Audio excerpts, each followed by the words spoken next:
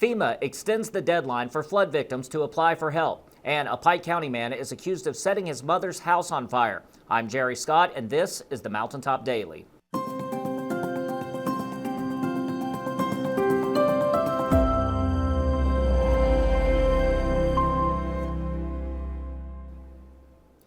The deadline for victims of the Valentine's weekend flood to apply for help was originally set for this week, but now homeowners and renters have an additional month. Sheldon spoke with a FEMA representative to learn more.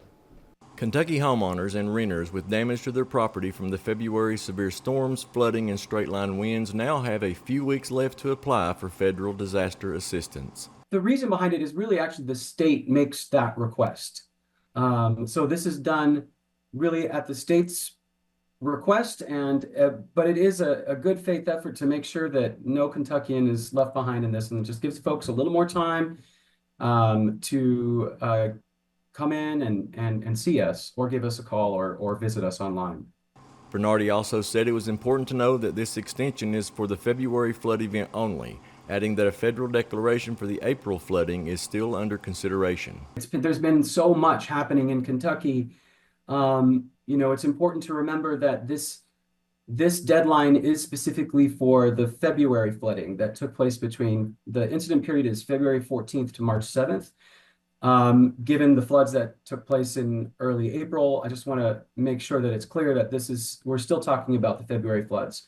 The process to file claims remains the same, but Bernardi stressed the importance again Monday. And this is for anyone who was affected by the February flooding in a designated county. So it's good news.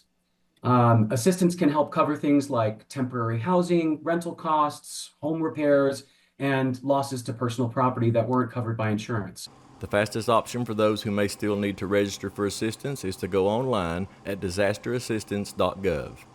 Reporting for Mountaintop News, I'm Sheldon Compton. A Pike County man has been arrested for allegedly setting his mother's house on fire. The fire occurred just after 8 a.m. Sunday at a home on Pond Creek Road at Draffin. Kentucky State Police were called to the scene where they determined that the resident's son, 46-year-old David May, had set the fire. The resident told police her son was in the garage at the time and she didn't know how he started the fire. Police next went to May's home about a mile down the road and took him into custody. As they went back to the scene of the fire, the police report notes that May began yelling at the firefighters and kicking the windows and bars of the police car.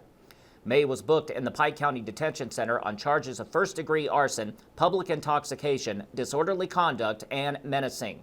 Coming up after the break, a Floyd County elementary school has a new sensory room. We'll give you the details when the Mountaintop Daily continues. But first, sports and weather. With this Mountaintop Sports Report for Monday, I'm Brittany Rowe reporting. Pike County Central wins 6-5 in extra innings on Thursday night over Perry County Central in baseball action. Caden Crum delivered a clutch 2-out game-winning walk-off hit in the bottom of the 8th inning to secure the victory for the Hawks. Mountaintop Sports will have a big announcement later this week. Be sure to keep in check with our social media so you don't miss out. For the latest area high school and college sports news, remember to check us out at mountain-topsports.com or check us out on Facebook, X, and TikTok. Reporting for Mountaintop Sports, I'm Brittany Rowe. Have a great Monday, sports fans.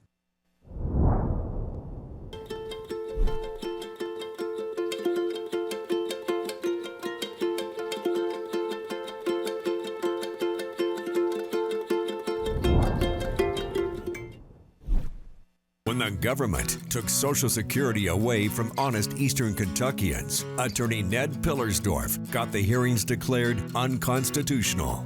When the women guards were harassed at Little Sandy Jail, Ned fought back, securing a $1 million verdict at trial. And when the state tried to shut down Cordia School, Ned fought back and kept the school open. Attorney Ned Pillersdorf fights for the underdog, and he's ready to fight for you. Attention Appalachia, looking for the hottest deals on the latest smartphones? There's only one real choice, and that's Appalachian Wireless. Right now, you can save big on today's top devices with our amazing limited time offers. Switch today and enjoy our unbeatable savings, nationwide coverage with some good old hometown service you can trust.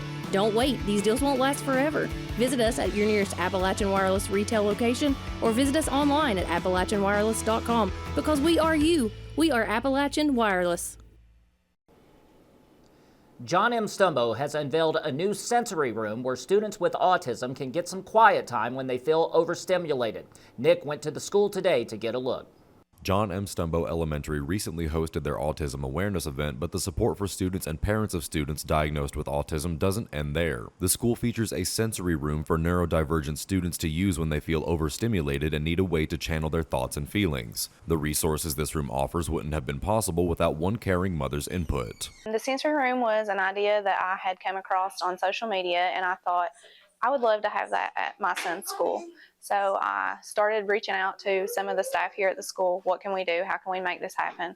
And everyone was more than willing to help out. And we applied for some grants. We've received several different avenues of funding from grants, fundraisers, and things of that nature, and made it happen. Whether he's been to lunch or into a program in the gym or anything that overwhelms him, they use the sensory room to kind of get him back to basics and get him in his best mindset so that he's able to learn.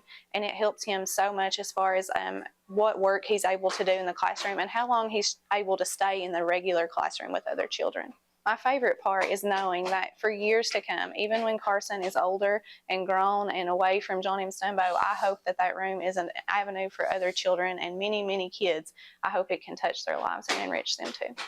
More than just lights and sounds, the sensory room is a means of enrichment for autistic students. They are able to better focus on their schoolwork once they take some time to use the room to relax their minds. So the idea of the sensory room actually came from Nicole. She first sparked this idea, and it was something that she wanted to see come to life, not only just for her child, but for others within the school and the community to be able to provide a safe place for them to go into and not only be able to fully be themselves, but meet the sensory processing needs that is required, especially in the school building.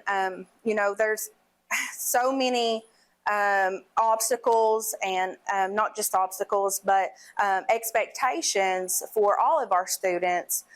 However, as we know, autism requires moments to where you just need to kind of bring yourself back down or be able to use your hands and your fingers in other ways versus just using a pencil and a piece of paper. Reporting for Mountaintop News, I'm Nick Collum. That will do it for this edition of the Mountaintop Daily. Be sure to check us out at 6 p.m. every weekday on Mountaintop TV, the Mountaintop TV app, and the Mountaintop News Facebook page. With your Mountaintop Daily, I'm Jerry Scott for Mountaintop News.